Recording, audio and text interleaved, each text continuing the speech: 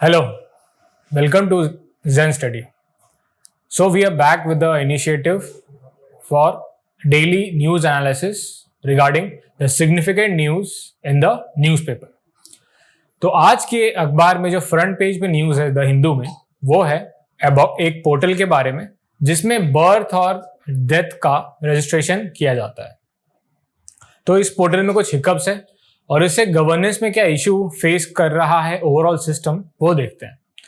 तो न्यूज ये कहता है, glitch in portal hits issuance of birth and death certificate.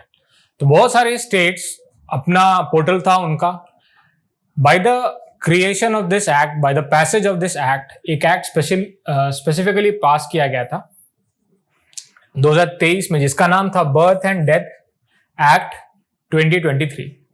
इसमें ये मैंडेटरी किया गया स्टेट्स को और अथॉरिटीज को कि आप बर्थ और डेथ का रजिस्ट्रेशन इस पोर्टल पे करेंगे। इस पोर्टल जो रजिस्ट्रार के पास रहता है वो इस पर डेटा अपडेट करने से आपको साइमल्टेनियसली रियल टाइम डेटा मिलेगा कि कितने पर डे बर्थ और डेथ हो रहा है इंडिया में।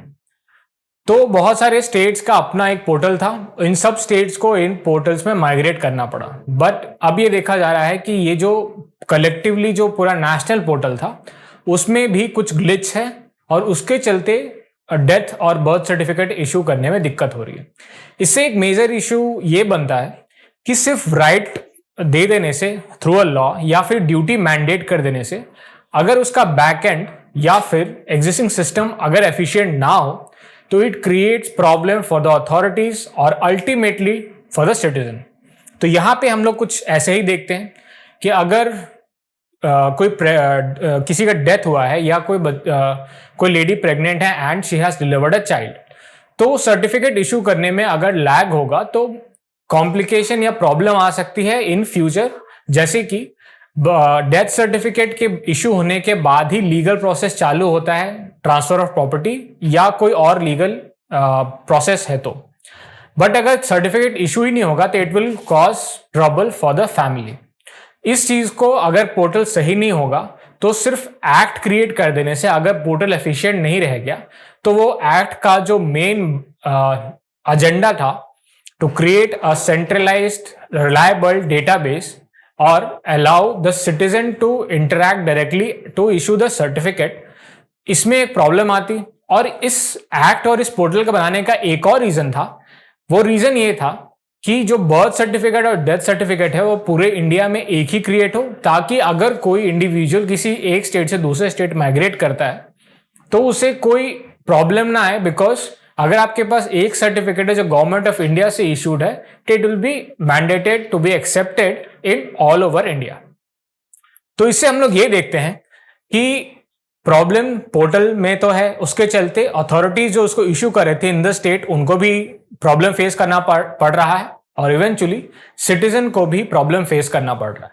तो ये गवर्नेंस मैल फंक्शन है और इससे हम लोग ये देखते हैं कि सिटीजन डेटा जो क्रिएट हो रहा है by this act, by this process, उसको भी उतना सीरियसली नहीं लिया जा रहा है, क्योंकि पर्सनल डेटा सीरियसली लेना जाना चाहिए because personal data is very important और आज की दुनिया में digital imprint from the very starting create हो जाता है। अब इसके बाद एक इंपॉर्टेंट फैक्टर है कि सेंसस बहुत दिन से डिलेड है और census is related to citizen data जिसकी बेसिस पे पॉलिसी फॉर्मुलेशन होता है। तो सेंसस डिले होने से ऑब्वियसली पॉलिसी फॉर्मुलेशन में कुछ ना कुछ कमियां आएंगी, बिकॉज सिटीजन का डेटा कि सिटीजन कितने हैं और उनके बारे में पॉलिसी बनाने से पहले उनके बारे में जानना जरूरी होता है। तो अगर इन दोनों चीज को हम लोग मिला के देखें तो अगर सिटीजन का data about birth and death और कितने लोग एक फैमिली में हैं इतना नहीं पता चले तो we are not going to able to formulate a decent policy. तो इसको गवर्नेंस का इशू के तरह से भी देखना चाहिए। ये सिर्फ इनएफिशिएंसी नहीं है पोर्टल का, बट ओवरऑल गवर्नेंस को भी इंपैक्ट करता है इतना छोटा सा इशू। अब हम लोग आते हैं कोलकाता से, जो कोलकाता में जो मेजर इशू अभी है अबाउट अ अलेज्ड मर्डर, इसको मर्डर या अलेज्ड मर्डर कहना अभी उतना ही सही है, बिकॉज पहले ये न्यूज़ आया कि it was a suicide, but ऐसा नहीं है। जो रिसेंट न्यूज़ देखने को मिल रहा है इससे ये पता चलता है कि it was some level of crime directed towards that doctor. तो पहला तो इशू है कि it is a crime against women, और दूसरा क्राइम अगेंस्ट डॉक्टर।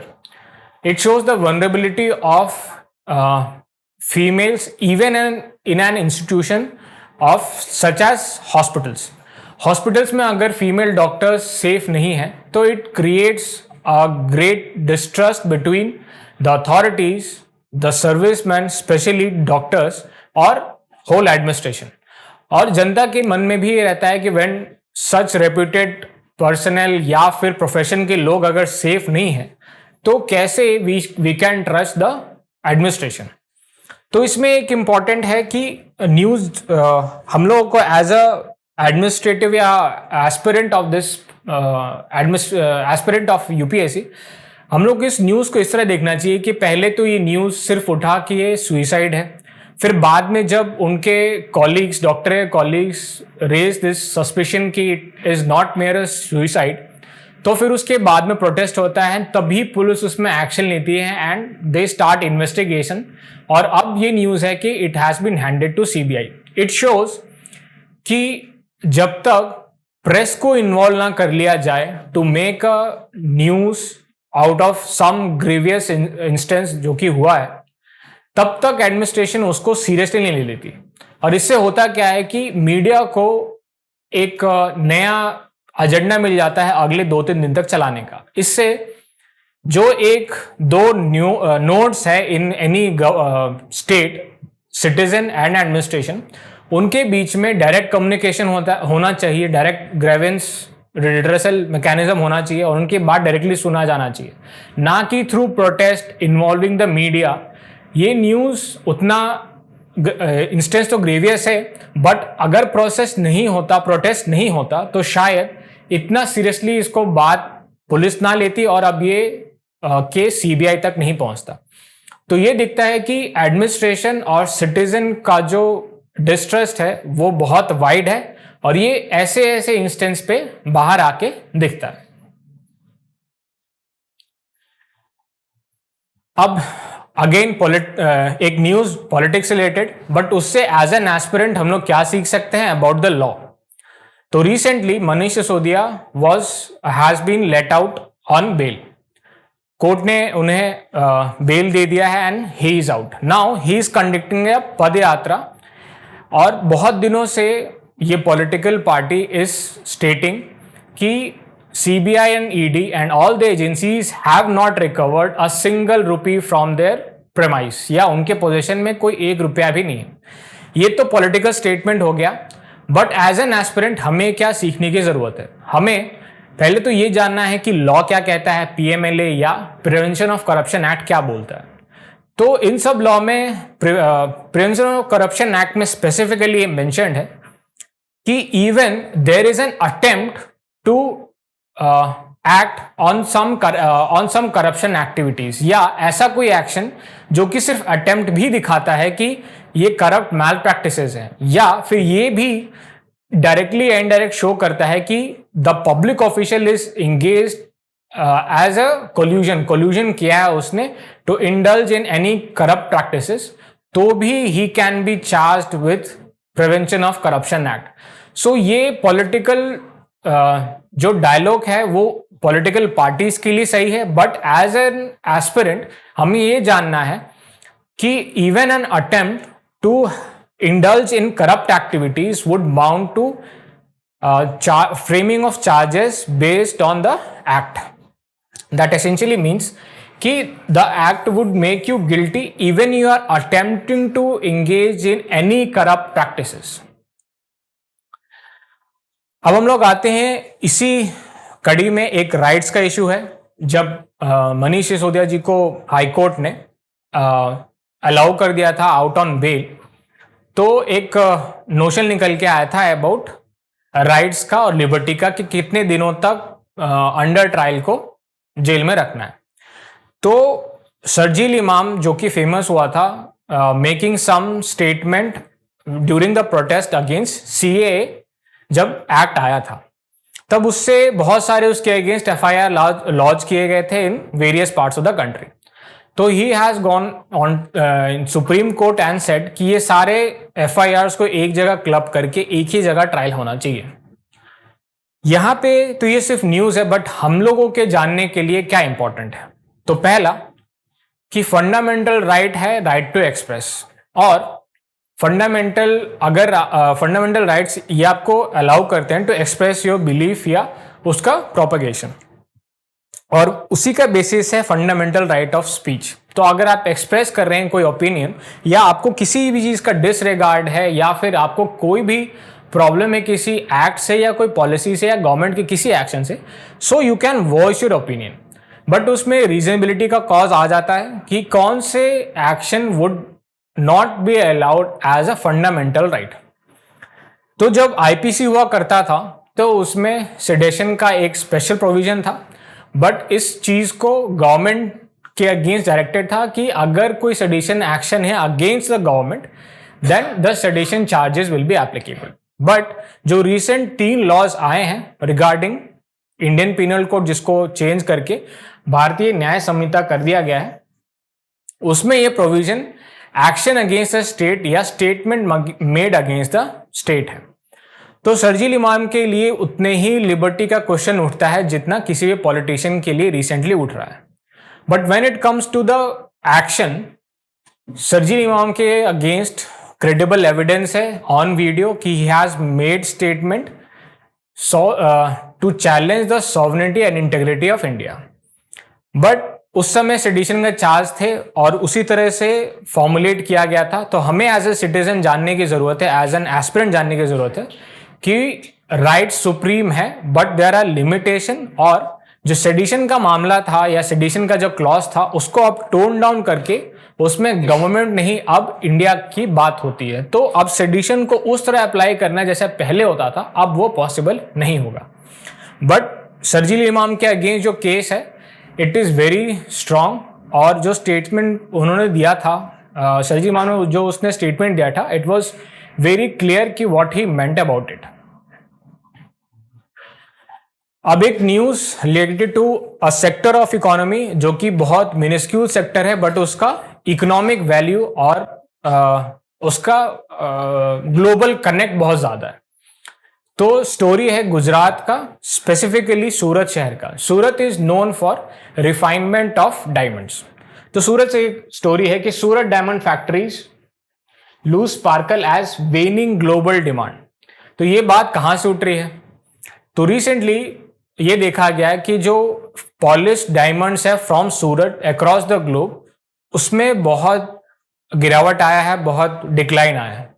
और इसके चलते जो पूरा बिजनेस है सूरत का, जिसमें एक मेजर पार्ट डायमंड्स का है, उसमें देखा गया है कि जो एक्सपोर्ट का वैल्यू है वो भी गिरा है। तो ऐसा क्यों है, पहले हम लोग उसको ओवरऑल देखेंगे, और उसमें जियोलॉजिकल एंथ्रोपोलॉजिकल एंगल भी है और ओवरऑल ग्लोबल जियोपॉलिटिकल डायमेंशन भी है।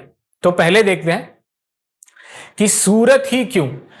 तो क्योंकि सूरत हमेशा से एक ऐसा कहा जाता है आज भी कि ऐसा दुनिया में कोई डायमंड नहीं है जो सूरत से होके नहीं गुजरा हो, बिकॉज सूरत में ही डायमंड को प्रोसेस किया जाता है, क्योंकि ये स्किल्ड लेबर सिर्फ सूरत में ही पूरे दुनिया में मिलता है। और ये रॉ डायमंड दुनिया में कहीं से भी निकले, वो सूरत अपने लाइफ टाइम में या जैसे ही वो निकला है, वो कभी ना कभी सूरत डेफिनेटली आएगा। तो आप सवाल पूछ सकते हैं सूरत ही क्यों? बिकॉज सूरत, हम लोग के इंडिया में तो diamonds, we don't have raw diamonds in our country, तो सूरत में ऐसा क्यों है? बट सिंस एंशिएंट इंडिया हम लोगों के पास माइंस थे जिसमें से जेम्स निकलते थे, और उनका प्रोसेसिंग इंडिया में ही होता था, बिकॉज दुनिया में उस समय डायमंड के बारे में या सिविलाइजेशनली डायमंड के बारे में कुछ नहीं पता था। सिविलाइजेशनली हम लोग ये देखते हैं। तो वो diamond Indian skilled labour polish करता था और उसको इवेंचुअली अपने फाइनल बायर के पास देता था। तो ये जो प्रोसेसिंग का स्किल है और जो नो हाउ है, वो इंडिया में ही रह गया। और रीजन बीइंग, क्योंकि हमारे पास जो राजा महाराजा थे, they used to have these stones, gems for themselves, तो ये इकोसिस्टम बना ही रह गया इंडिया में और ये स्किल कभी बाहर जा ही नहीं पाया। अब जाके इंडिया के माइन से डायमंड जेम्स ये नहीं निकलते हैं, बट क्योंकि पूरे दुनिया में जेम्स पहले से ही इंडिया से प्रोसेस होके जाता था, तो वो कॉन्डक्ट, वो प्रोसेस आज भी वैसे ही जारी है। और वाई सूरत? क्योंकि सूरत गुजरात का, वेस्टर्न इंडिया का एक सिटी है और वहीं से ही वेस्टर्न वर्ल्ड में या किसी और जगह में थ्रू पोर्ट्स ट्रांसफर होते थे दीज डायमंड्स। तो अब हम लोग देखेंगे कि इसमें ग्लोबल एंगल क्या है। हम लोगों ने इंडिया का बात समझ लिया, अब हम लोग ग्लोबल एंगल समझते हैं। तो दुनिया का जो सबसे ज्यादा डायमंड प्रोड्यूस करने, रॉ डायमंड प्रोड्यूस करने वाला one of the largest country है, वो है रशिया। रशिया के माइन से डायमंड्स निकलते हैं। तो रशिया से ही क्यों? बिकॉज इसमें जियोलॉजिकल और एंथ्रोपोलॉजिकल रीजन है। माइंस तो हमारे यहां भी निकलते थे, बट वो इतना ओवर एक्सप्लॉइट हो गया, तो they are no more diamonds और any precious gems left in India. But same does not apply to Russia. Russia land mass में इंडिया से कहीं ज्यादा बड़ा है, पूरा एक कॉन्टिनेंट है रशिया एज ऑफ, और कॉन्टिनेंट साइज कंट्री होने की वजह से रशिया में ऐसे बहुत सारे माइंस हैं जो कि उतने ज्यादा एक्सप्लॉइट नहीं हुए, बिकॉज बहुत सुदूर इलाकों में है और उनके आसपास उसको एक्सेस करने के चांसेस बहुत कम है। तो इसीलिए आज भी वहां के माइन से डायमंड्स निकलते हैं, और वो माइन से डायमंड निकलने के बाद कहीं तो प्रोसेस होंगे। तो रशिया से डायमंड्स आते थे सूरत, वहां से जाते थे एंटवर्प जो बेल्जियम है, फिर वहां से दुनिया में जहां भी डिमांड रहता है वहां प्रोसेस्ड डायमंड बेचा जाता था। तो ये जो चैनल है फ्रॉम रशिया टू इंडिया या फिर Africa to India, specifically Surat, and Surat से फिर एंटवर्प बेल्जियम जाता था और फिर वहां से दुनिया के मार्केट में जाता था। बट रशिया यूक्रेन वॉर के बाद ये सारे जो नोड्स है वो टूटते गए, because if you are conducting any business with Russian companies, तो उन कंपनीज पे यूरोपियन और अमेरिकन सैंक्शन लग जाएगा। तो अगर कोई diamond processor in India buys a diamond from Russia, process it, he can not sell it further to Belgium because there is a restriction, sanction लग गए हैं, because that entity which is functioning India would be engaged in business with Russia, so European buyers won't be buying from him. तो इसके चलते एक feature ये develop हो गया कि ब्लॉकेड लग गया, conduct of diamonds from Russia to Surat में ही भी लग गया, क्योंकि जो मेजॉरिटी ऑफ डिमांड है डायमंड का वो हाई इनकम कंट्रीज में है, जो कि मोस्टली वेस्टर्न कंट्रीज में है। इसीलिए वेस्टर्न कंट्रीज में अगर सैंक्शन लग जाता है उन लोगों के, उन वैसे एंटिटीज पे जो रशियन से इनडायरेक्टली डायरेक्टली डील कर रहे हैं, तो they can't access the process diamond, and because India से नहीं जा रहा है और इसके चलते वो कॉन्डक्ट टूट गया। तो इसके चलते it has created this problem कि जो डिमांड तो है बट वो सैंक्शन की वजह से रुक गया है। एंड दिस शोज कि दुनिया में ग्लोबलाइज्ड वर्ल्ड में कहीं भी कुछ भी हो, इंडिया में उसका किसी ना किसी सेक्टर में कुछ ना कुछ इम्पैक्ट हम लोग जरूर देखेंगे, even in a very small sector, numbers में small but not in absolute money terms, क्योंकि मनी टर्म्स में number is huge. But the war in Ukraine has created trouble, employment troubles in the Surat diamond industry. अब हम लोग next news देखते हैं। This is from Punjab. तो पंजाब में एक स्मगलर को डिटेन किया गया and he shifted to Assam. Important news इसमें दो चीज समझने का है, about internal security, narcotics, and overall ये सिंडिकेट कैसे फंक्शन करता है, या फिर ये जो सिंडिकेट है इसको तोड़ पाना, जो ड्रग का जो नोड्स है उसके कैसे उसको तोड़ना इतना टफ हो रहा है फॉर एडमिनिस्ट्रेशन। तो हम लोग देखते हैं कि न्यूज में आर्टिकल में ये है कि he smuggling since 1993-1996। That essentially means कि the business is on going since a very very long time. And this shows कि जो ड्रग का प्रॉब्लम है ये बॉर्डर एरिया में इसीलिए बिकॉज वो बॉर्डर लगता है पाकिस्तान से, और वो एग्जिस्टिंग नेटवर्क इतना स्ट्रांग हो गया होगा since the smuggler is working like he is indulging in smuggling since 1996, you can imagine कि उसका सिंडिकेट कितना स्ट्रांग होगा और पंजाब पुलिस में उसके कितना ज़्यादा इन्फ्लुएंस या कितना ज़्यादा उसके कॉन्टैक्ट्स होंगे जो उसको किसी ना किसी वे में, इतने दिनों से वो पकड़ाया नहीं, उसके अगेंस्ट कोई एक्शन नहीं हुआ। अब क्योंकि ड्रग्स पे एक एक्शन लिया जा रहा है बहुत कंसर्न्ड एफर्ट से, तो दीज पीपल आर गेटिंग नैप्ड।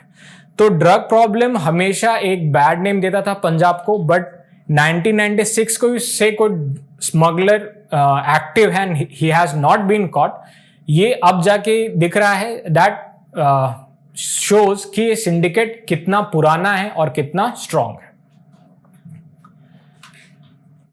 अब हम लोग आते हैं एक मेजर राइट्स बेस्ड इशू पे और देखते हैं कि कैसे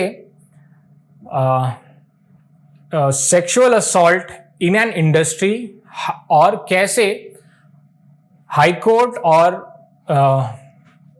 सेंट्रल जो स्टेट इंफॉर्मेशन एजेंसी है उसके रिपोर्ट के बावजूद भी जो एग्जिस्टिंग प्रॉब्लम्स थे उसको छुपाने की कोशिश की जा रही है। तो सबके वेस्टेड इंटरेस्ट है, तो ये न्यूज़ को पूरा समझेंगे और देखेंगे कैसे abuse of power creates a ethical issue और उसके चलते जो वीकर सेक्शन ऑफ सोसाइटी है in an industry, specifically film industry, उससे कैसे प्रॉब्लम में वो फंस जाते हैं। तो न्यूज़ है, कहानी है 2017 की, जहां पे एक सेक्सुअल असॉल्ट का एलिगेशन लगता है और वो केस जाता है कोर्ट में और केरला हाई कोर्ट ऑर्डर्स कि एक कमिटी बनाया जाए to look into this matter. तो अब न्यूज़ है कि Kerala high court upholds SIC order to release Hema panel report, gives a weeks time. तो जो हेमा पैनल रिपोर्ट है, ये हेमा पैनल वही है जो एक कमिटी हाई कोर्ट ने बनाई थी to look into the matters या एलिगेशन फॉर सेक्सुअल हरासमेंट या sexual assault in the Malayalam film industry. ये रिपोर्ट 2017 में ये कमीशन बनता है, कमेटी बनती है और 2019 में इसका रिपोर्ट आ जाता है। दैट एसेंशियली मीन्स कि 7 साल पहले ये कमेटी बन गई और लगभग 5-6 साल पहले इसका रिपोर्ट हाई कोर्ट को दे दिया, गवर्नमेंट को दे दिया गया। बट अभी भी उस पर वो रिपोर्ट अभी भी कोई नहीं पढ़ सकता है बिकॉज गवर्नमेंट ने उसको रिलीज नहीं किया है।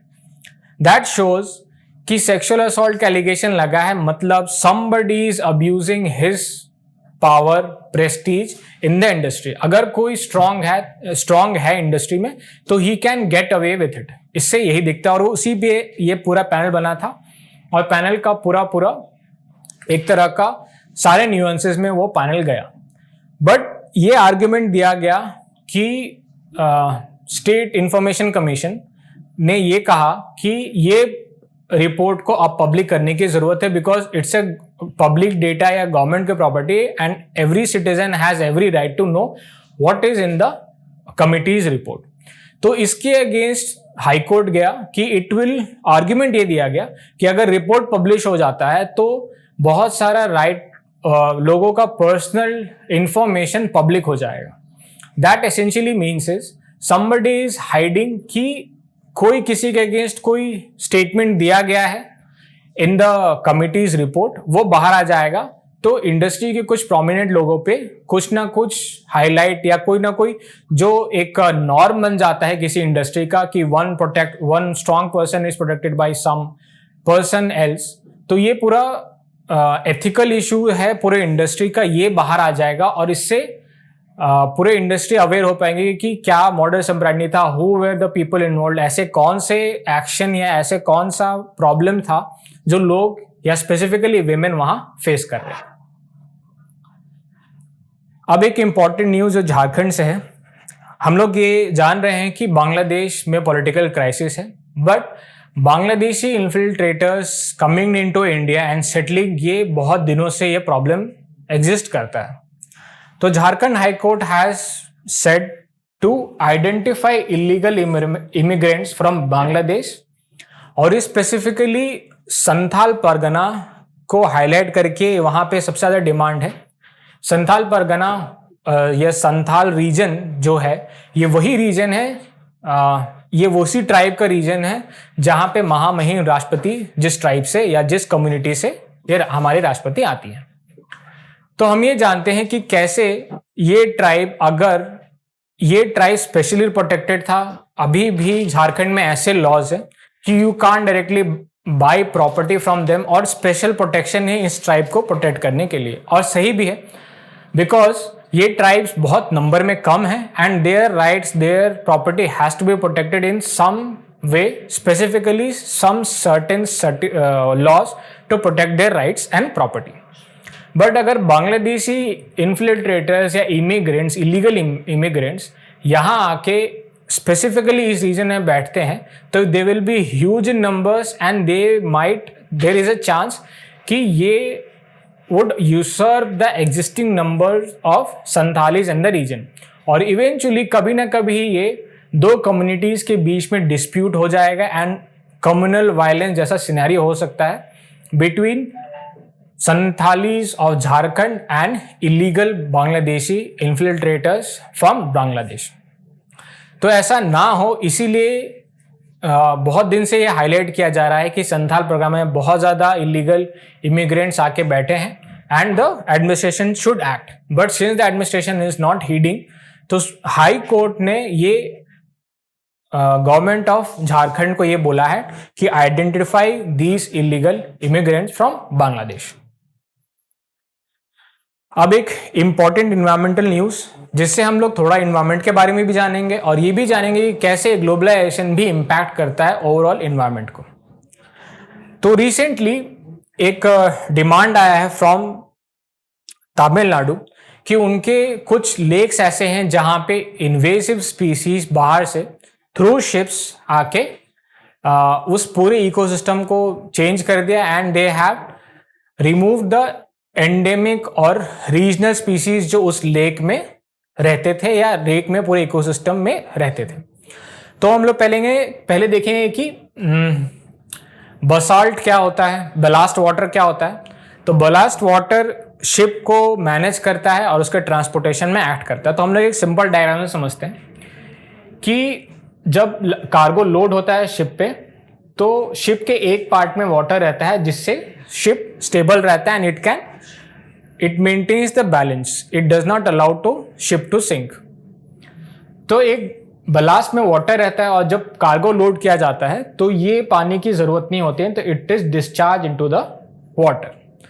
और जब कार्गो हटा लिया जाता है, कार्गो अनलोड कर लिया जाता है, तो क्योंकि पानी का वजन ज्यादा है तो it may sink because the load has been removed.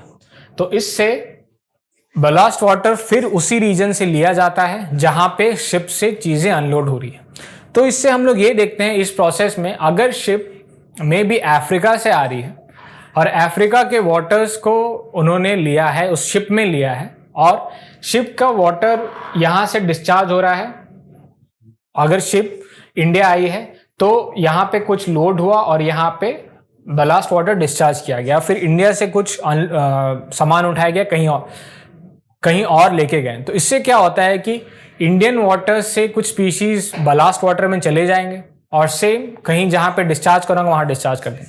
तो इससे क्या होता है, उस पानी में वहाँ के एंडेमिक स्पीशीज भी चले जाते हैं और इवेंचुअली ग्लोब के किसी और कोने में चले जाते हैं जहाँ पे वो इन्वेसिव स्पीशीज हैं and they have no predators.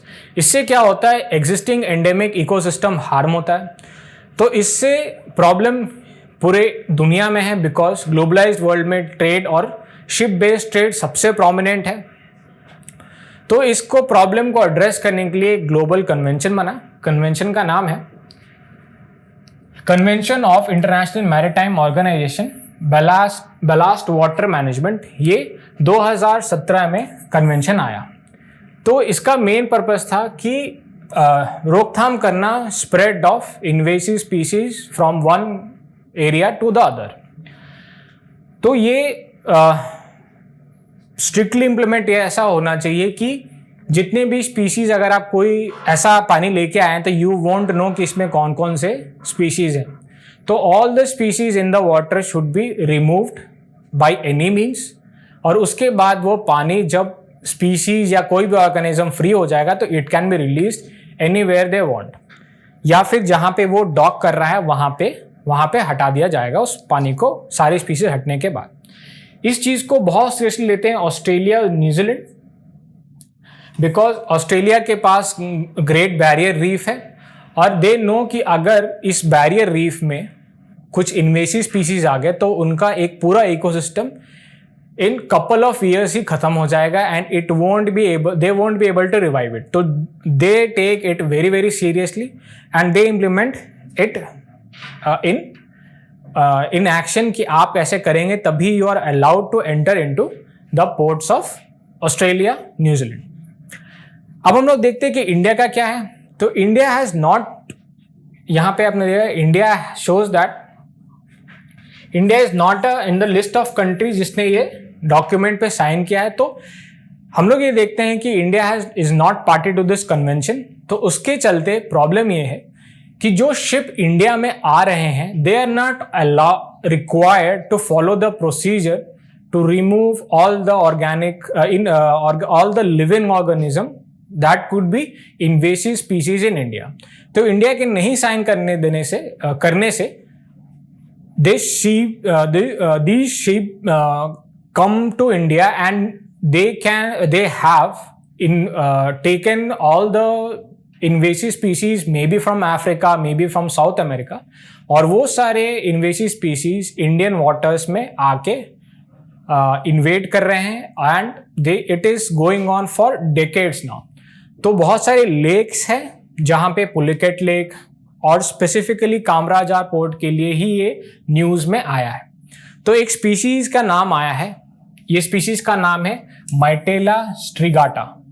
तो यूपीएससी प्रीलिम्स में आपसे पूछा जा सकता है कि ये कौन सा स्पीशीज है. So you should Google it, किस तरह का स्पीशीज है, ये कहाँ का इन्वेसिव स्पीशीज है, कहाँ का नेटिव है, कहाँ पे एक्चुअली में पाया जाता है और इंडिया के किस रीजन में ये इन्वेसिव स्पीशीज बना है.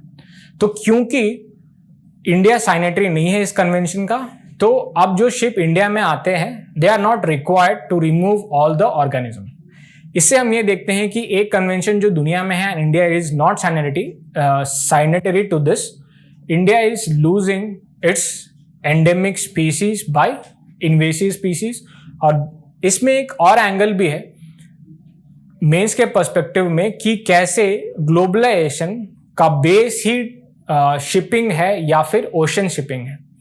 तो globalization is influencing the climate या ecosystem of a region. Invasive species ship से सबसे ज्यादा आते हैं, वी ऑल नो दिस. और मरीन इकोसिस्टम क्रिएट करना, प्रोटेक्ट करना और उसको कंजर्व करना, it is way more tougher than terrestrial ecosystem. और एक बार वो डिस्ट्रॉय हो जाता है तो it takes years to revive it.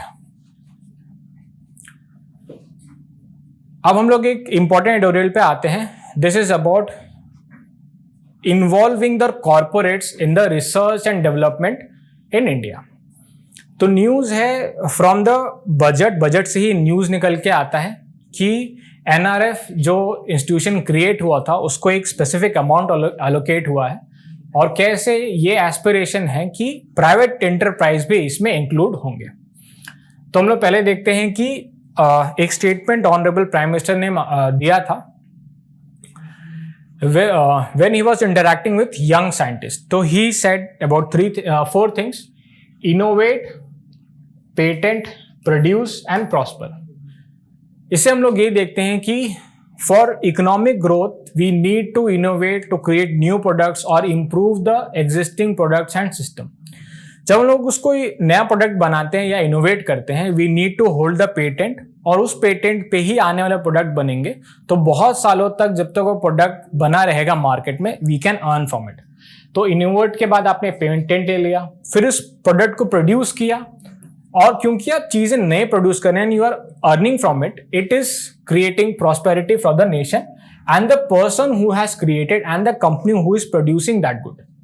तो इससे हम लोग ये देखते हैं कि ये एक पूरा प्रोसेस है, ना सिर्फ प्रोडक्शन ही फोकस में नहीं रहना चाहिए, इनोवेशन और टिंकरिंग भी उसका प्रोसेस होना चाहिए फॉर ग्रेटर इकोनॉमिक बेनिफिट और greater economic growth.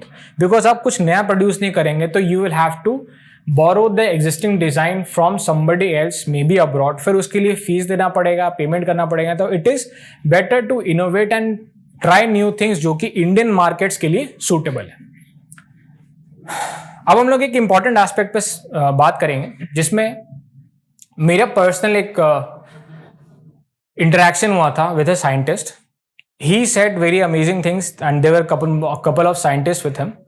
He said, and all the scientists were agreeing to what he said. The scientist said कि politics and bureaucracy solve few problems and create new problems in the process. What he essentially meant is कि it is the scientists and engineers that solve the real problems of the society. Take any material need that we are using is created by some scientists, designed by some engineers, produced by some factory workers, or mostly engineers. But when it comes to solving the human problem, politics and bureaucracy वो चीज़ें 3 solve करेंगे, may be उसके जगह में 5 चीज़ें और problem create कर दें. तो ये साइंटिस्ट का आर्ग्यूमेंट था when I was having an interaction with them. तो what he was saying is कि we can solve almost every problem by scientific endeavour. But when it comes to politics, it is a human nature to have politics and social interaction. उसके चलते ही politics develop होता है. But जो real problem है human individual humans का या society का कलेक्टिवली, वो मोस्टली साइंटिस्ट और इंजीनियर्स ही सॉल्व करते हैं.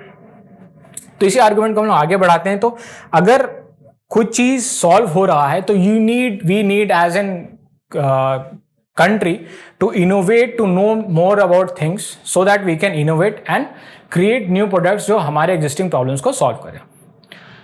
तो रिसेंटली CSIR का जो CSR के समिट में या फिर जो साइंस कांग्रेस होता है उसमें there was a Dehradun declaration. उसमें ये मेंशन किया हुआ था कि ये प्रोसेस डेवलप किया गया कि state research entities, specifically CSIR, will include या participate with private corporation for research purposes. That essentially means is कि the knowledge house of CSIR will be working for private enterprise with their needs and the needs that they need, because private enterprise are not great at innovation.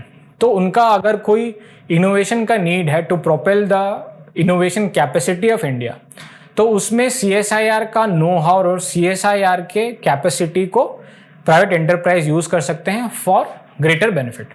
और इससे benefit ये होगा कि क्योंकि innovate शुरू करना और वो कल्चर डेवलप करना किसी भी एंटरप्राइज के लिए बहुत प्रॉब्लमेटिक होता है, बहुत ही कॉस्टली होता है. तो they refrain from research and development. ये एक ट्रेंड देखा गया है और इसके लिए इकोनॉमिक सर्वे ने बहुत बार बात किया है, पहले भी और इस बार भी.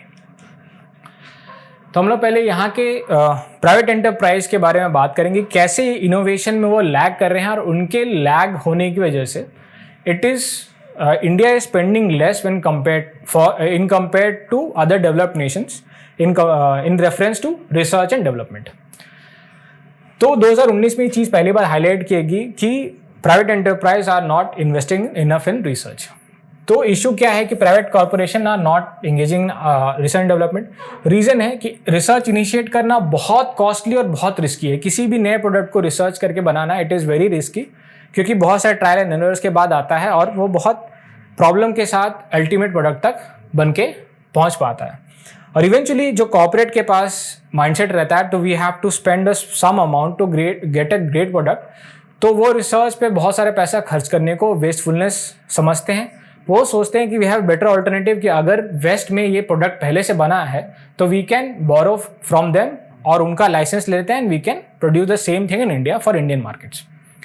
और इससे क्या होता है कि इट हैज़ क्रिएटेड कि जो इनोवेशन का जो कल्चर है किसी भी कॉर्पोरेशन में, किसी भी इंस्टीट्यूशन में, वो कभी डेवलप ही नहीं हो पाता. वो ऐसे ही स्टैग्नेंट हाँ चलता है वाला सिनेरियो चल रहा है when it comes to research and development.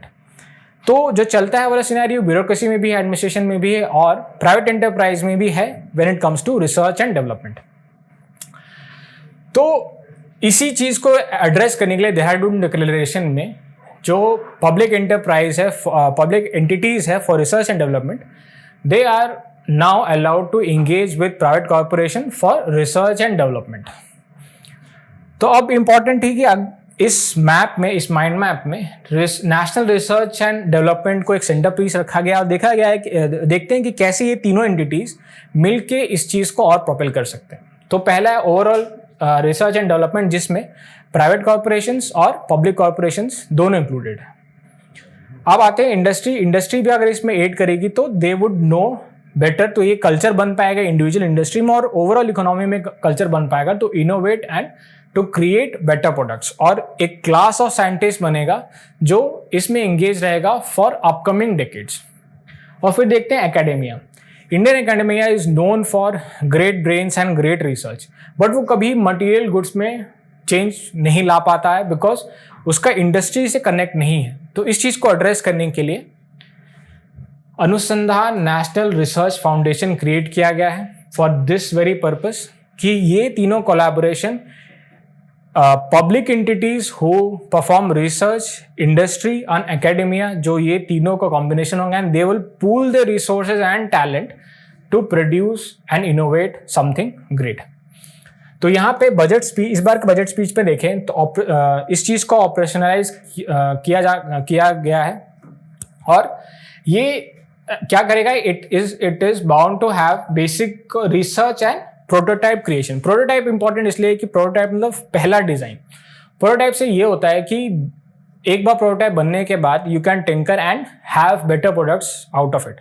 तो प्रोटोटाइप क्रिएशन के बाद कोई और नया प्रोडक्ट पे कोई और साइंटिस्ट, ग्रुप ऑफ साइंटिस्ट काम करेंगे किसी और इंडियन नीड्स पे या किसी और प्राइवेट एंटरप्राइज के नीड पे। तो सिंपल सा मैकेनिक्स ये चीज़ होगा कि कोई भी चीज़ जो हम लोग वेस्ट से इंपोर्ट करने वाले हैं, हम लोग उसका एक अच्छे स्टडी करेंगे, हमारे साइंटिस्ट जो पब्लिक इंस्टीट्यूशन में है, और वो प्राइवेट कॉर्पोरेशन को वो प्रोटोटाइप क्रिएट करके देंगे to produce the same good of the same quality that was produced in the west. 50,000 crores has been allocated for 5 years, और इससे ये दिखता है कि the government is nudging कि टू द प्राइवेट एंटरप्राइज कि आप भी, जब हम लोग एक नया इंस्टीट्यूशन बना रहे हैं and you are funding it 50,000 crores for next 5 years, तो ये इंडस्ट्री के लिए भी है कि वो भी अपना पैसा लोकेट करे तो ये पूरा कल्चर बन पाए टू इनोवेट। अगर प्राइवेट कॉर्पोरेशन अपना फंड नहीं लेके आता है तो इट विल वोंट बी उतना बेनिफिशियल नहीं होगा ये इंस्टीट्यूशन का क्रिएट करना। इसीलिए प्राइवेट एंटरप्राइज को पूरा स्पेस दिया गया है to fund this initiative, to fund this foundation, this institution and participate in the research and development of new products. अब आज का लास्ट आर्टिकल एडिटोरियल, जो कि साउथ एशिया में जो टर्मोइल चल रहा है उस पर। तो द राइटर हैज नरेटेड और classified each country, be it Nepal, be it Sri Lanka. तो हमने उसको ब्रीफ में देखेंगे कि चीज़ें बहुत बार रिपीट हो चुकी हैं, इसमें से कुछ न्यूज़ तो बहुत पुराना। तो नेपाल में हमेशा पॉलिटिकल डिवीजन और म्यूजिकल चेयर चलता रहता है, हर 6 महीने साल भर के बाद कोई नया प्राइम मिनिस्टर आ जाते हैं। तो हम लोग ये देखते हैं कि नेपाल में ऐसा क्यों है, तो हम लोगों ने पूरा एक स्पेसिफिक वीडियो बनाया है। अगर आपको जानना है कि नेपाल में ऐसा पॉलिटिकल डिवीजन क्यों है तो please watch that video, it goes by the name musical chair of Nepal. अब हम लोग आते हैं रिसेंटली श्रीलंका में कोविड के बाद इकोनॉमिक क्राइसिस आया और जो फर्स्ट फैमिली था, जो प्रोमिनेंट पॉलिटिकल फैमिली था, उसको एक पीसफुल सिविल अनरेस्ट के बाद हटा दिया गया और नया एडमिनिस्ट्रेशन आया। और अब देख रहे हैं कि इलेक्शन का सीजन आ गया है श्रीलंका में और सारे पॉलिटिकल पार्टीज आर एक्टिव। तो श्रीलंका में इकोनॉमिक डिस्ट्रेस पहले था, उसका ट्रांजिशन फेज है। अभी भी श्रीलंका कोई स्ट्रॉन्ग इकोनॉमिक सिनेरियो में नहीं है, but political process has to be completed. तो वो प्रोसेस और आगे बढ़ेगा और श्रीलंका स्टेबल होगा, ऐसा एस्पिरेशन है। But obviously these are small nations और उनका वल्नरेबिलिटी बहुत ज़्यादा when it comes to economy. तो वल्नरेबिलिटी हमेशा रहेगा, we have to collectively overcome these vulnerabilities.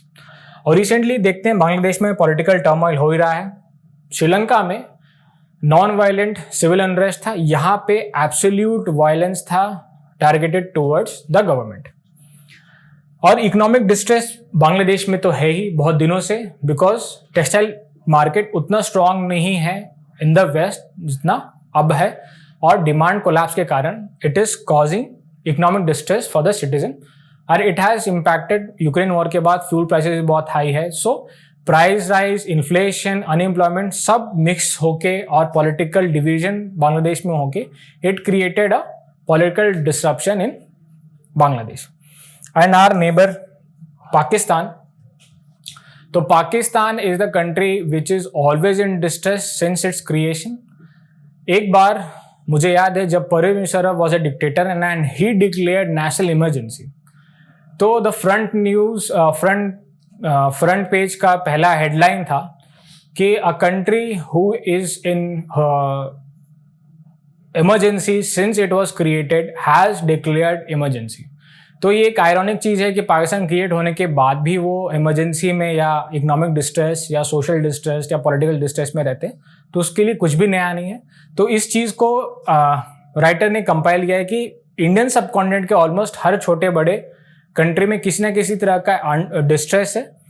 India is largely stable because economic distress India में वैसा नहीं हो सकता है जैसा इन छोटे कंट्रीज में। These countries are highly dependent on the global economy for their sustenance, और there are great political division in these countries. When it comes to India, India में वैसा पॉलिटिकल डिवीजन नहीं है। तो ओवरऑल सोशल, इकोनॉमिक और political divisions India में कम है, डिस्ट्रेस कम है। तो इसीलिए India is much more stable, और इंडिया के स्टेबिलिटी के कारण ही इंडिया दुनिया का एक बहुत बड़ा हिस्सा पॉलिटिकल टर्मोइल से नहीं गुजर रहा है। एल्स अगर ये पूरा रीजन में इंडिया भी अगर वीक पोजीशन में होता तो एक पूरा एक ह्यूमैनिटेरियन क्राइसिस बन जाता इन दिस होल सब continent. So that will be all for today. Thank you very much.